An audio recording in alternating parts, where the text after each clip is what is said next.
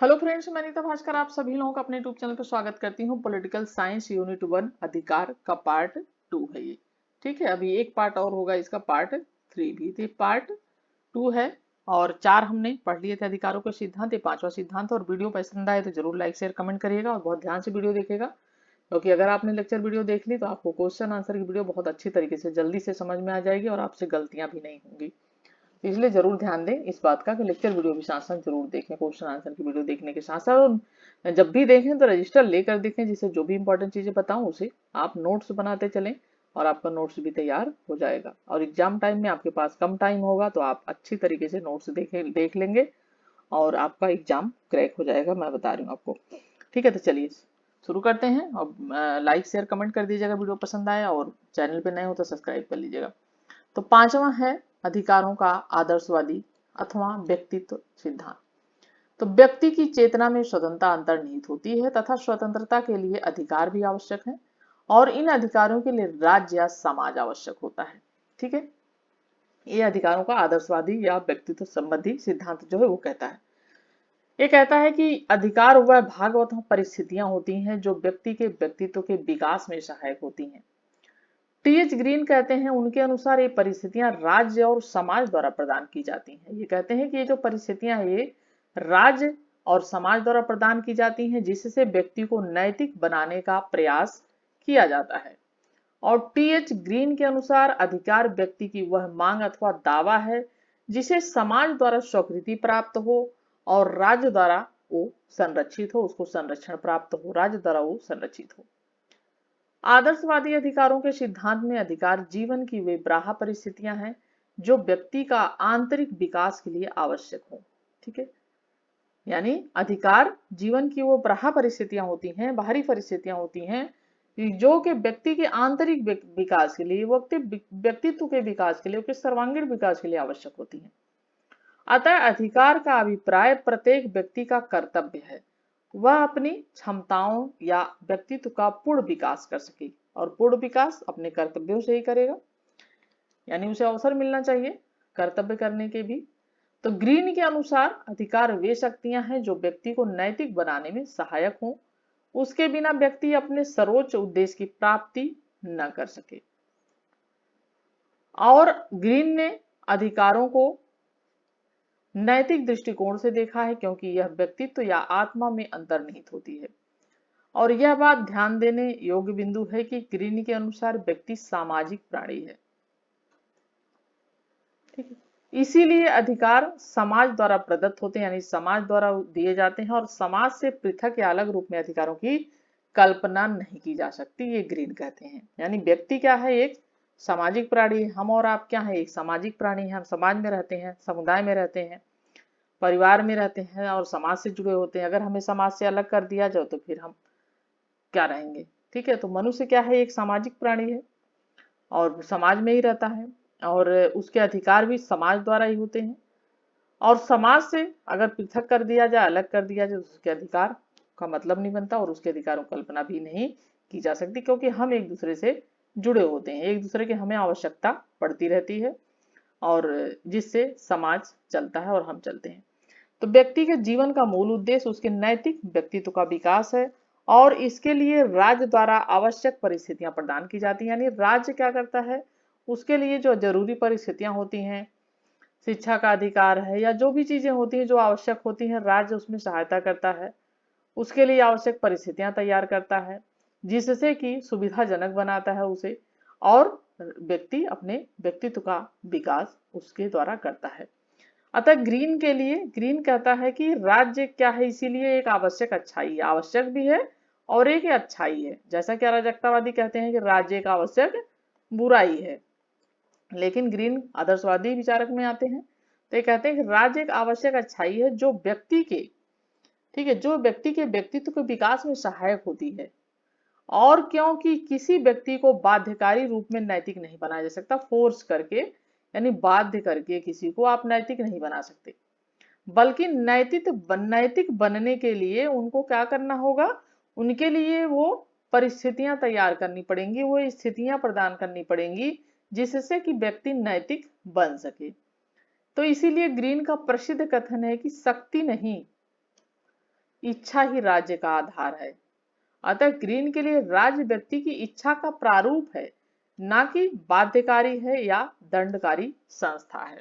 ये कहते हैं कि व्यक्ति नहीं, शक्ति नहीं, इच्छा ही राज्य का आधार है। अतः ग्रीन के लिए राज्य व्यक्ति की इच्छा का प्रारूप है, ना कि बाध्यकारी या दंडकारी संस्था है ग्रीन के अनुसार। ठीक है, ग्रीन ने लॉक के प्राकृतिक अधिकारों की संकल्पना को अस्वीकार किया और उसने अस्वीकृत करते हुए कहा कि समाज से पहले व्यक्ति को अधिकार प्राप्त नहीं हो सकते, ठीक है, बल्कि समाज द्वारा अधिकार प्रदत्त होते हैं। यानी समाज अधिकार देता है, ठीक है, समाज से पहले व्यक्ति को अधिकार नहीं प्राप्त हो सकते, बल्कि समाज द्वारा अधिकार प्रदत्त होते हैं। अब इस सिद्धांत की हम थोड़ा सा आलोचना करेंगे, आदर्शवादी सिद्धांत की। तो इस सिद्धांत के, अधिकार के सिद्धांत में सामाजिक हित या भलाई को ज्यादा महत्वपूर्ण माना गया है। समाज समाज समाज समाज की बात करी गई है, जिसके द्वारा व्यक्ति के अधिकारों की अवहेलना होती है। ठीक है, अगर हम समाज की बात करेंगे तो फिर व्यक्ति की बात वहां पे नहीं होगी, फिर पूरे समाज को लेकर चलना पड़ेगा। अब अगर पूरे समाज को लेकर चलेंगे तो व्यक्तिगत हित कहीं ना कहीं तो आड़े आएगा, तो व्यक्ति के अधिकारों की अवहेलना हो सकती है। और सांस्कृतिक अधिकार का प्रचलन 70 के दशक में आरंभ हुआ और सामाजिक एवं आर्थिक अधिकार में कुछ भौतिक परिस्थितियां तथा न्यूनतम स्थितियां होती हैं जिसमें व्यक्ति अपने व्यक्तित्व का विकास कर सके। वस्तुतः निर्धारण करना कठिन है कि प्रत्येक व्यक्ति के व्यक्तित्व के विकास के लिए किस प्रकार की परिस्थितियां उपलब्ध हों, क्योंकि सबकी अपनी अपनी स्थिति अलग होती है, सबका नेचर भी अलग होता है। तो यह बहुत मुश्किल काम है कि सब व्यक्ति के लिए, विकास के लिए, उनके लिए नैतिक परिस्थितियां किस प्रकार की तैयार की जाए। ठीक है, या एक ही नैतिक परिस्थितियां तैयार, इस एक ही चलन में नैतिक परिस्थितियां हैं तो क्या वो सबके लिए उतनी लाभदायी हैं। तो ये सारी चीजों पे प्रश्न उठता है। तो ये है आलोचना इसकी। ठीक है, अल्पसंख्यकों के अधिकार 7 पॉइंट है। तो बहुसंस्कृतिवादियों ने अल्पसंख्यकों के अधिकारों का समर्थन करते हुए उदारवादी स्वायत्त एवं स्वतंत्र व्यक्ति की कल्पना को अस्वीकार कर दिया। ठीक है, अल्पसंख्यक किसे कहते हैं? अल्पसंख्यक यानी जिस राज्य में या जिस उसमें जिनकी संख्या कम होती है उन्हें अल्पसंख्यक कहा जाता है। ठीक है, तो क्योंकि प्रत्येक व्यक्ति मूलतः संस्कृति व समुदाय का सदस्य होता है, राज्य द्वारा निर्मित विधियों पर संस्कृति का प्रभाव स्पष्ट रूप से पड़ता है। उदाहरण के लिए बात की जाए तो विवाह, तलाक और संपत्ति इत्यादि विधियां संस्कृति से प्रभावित होती हैं। इसीलिए राज्य द्वारा सामान्य हित की प्राप्ति का प्रयत्न किया जाता है। तो मूलतः सांस्कृतिक सापेक्ष होता है, वे कभी कभी अन्य संस्कृतियों से संघर्ष होने की संभावना होती है जो अन्य संस्कृतियां होती हैं। अतः बहुसंस्कृतिवादियों ने उदारवादी लोकतंत्र का एक विकल्प प्रस्तुत किया। उनके अनुसार समानता का अभिप्राय अल्पसंख्यक समुदाय की समानता नहीं होती, इसीलिए अल्पसंख्यकों की संस्कृति को संरक्षित करने के लिए विशेष अधिकारों की आवश्यकता होती है। यानी अगर सिर्फ समानता की बात की जाए, सबको सिर्फ समान ही अधिकार दिया जाए तो क्या होगा, जो अल्पसंख्यक समुदाय होगी उनके लिए वो समानता उतनी हितकारी नहीं होगी, क्योंकि उनकी संस्कृति थोड़ी अलग है। ठीक है, तो उनकी संस्कृति की को सुरक्षित करने के लिए या संरक्षित करने के लिए, राज्य द्वारा संरक्षण देने के लिए कुछ विशेष अधिकारों की आवश्यकता होती है। ठीक है, जैसे मान लीजिए हमारे यहाँ सिख हैं, मुस्लिम हैं, कुछ ऐसे हैं जो अल्पसंख्यक में आते हैं, तो सिखों को कुछ अलग अधिकार है कि नहीं है, मुस्लिमों को थोड़ा अलग अधिकार है कि नहीं। सिख हैं, उनको कृपाण रखने की और बहुत सारी चीजें हैं जो अपने साथ वो रख सकते हैं, तलवार टाइप की कुछ होती है वो रख सकते हैं। तो कुछ चीजें ऐसी हैं कि जो उन्हें अधिकार दिया गया है कि पगड़ी बांधना है, बहुत सारी चीजें हैं। तो इस तरीके से है कि कुछ लोग हैं तो उनको, अल्पसंख्यक है तो उनको थोड़े से समान ही नहीं रखा सकता कि सबको समान बिल्कुल। ठीक है, तो कुछ ऐसे लोग होते हैं कि अल्पसंख्यक हैं तो उनकी संस्कृति अगर अलग है, या जैसे कि आदिवासी क्षेत्र है तो उनकी भी संस्कृति, उनकी पहचान अलग होती है, तो उन्हें भी कुछ विशेष संरक्षण देना पड़ता है, कुछ विशेष हित देने पड़ते हैं। तो ये सारी चीजें हैं, अगर विकास करना है या व्यक्तित्व का विकास करना, कुछ भी करना है तो थोड़ा सा अलग संरक्षण देना पड़ेगा। तो इनका कहना है कि सबको समान, अगर समानता का अभिप्राय है तो इसका मतलब सब समुदाय में समानता नहीं होती, इसलिए अल्पसंख्यक संरक्षण करने के लिए विशेष अधिकारों की आवश्यकता होती है। और बहुसंस्कृतिवादियों के अनुसार राष्ट्र राज्य में संस्कृति को संरक्षित करने की आवश्यकता होती है, इसीलिए समाज में अल्पसंख्यकों को संस्कृति के संरक्षण की आवश्यकता होती है। और अल्पसंख्यकों के लिए 3 विशेष अधिकारों का समर्थन किया गया है। ठीक है, जैसे सांस्कृतिक अधिकार, स्वशासित सरकार का अधिकार और विशेष प्रतिनिधित्व का अधिकार। ठीक है, कुछ विशेष प्रतिनिधित्व दिए जाते हैं। ठीक है, क्योंकि राज्य क्या है, बहुमत समुदाय की संस्कृति को प्रकट करता है, इसीलिए अल्पसंख्यकों को सार्वजनिक जीवन में कुछ विशेष अधिकारों की आवश्यकता पड़ती है। उदाहरण के लिए बात की जाए तो कनाडा में सिखों ने हेलमेट पहनने से छूट देने की मांग की और कनाडाई जो सरकार थी उन्होंने उनकी मांग को स्वीकार कर लिया। ठीक है, कनाडा में एशियाई मूल की महिलाओं को नर्सों की पोशाक पहननी होती थी, जिससे पोशाक से छूट प्रदान की गई।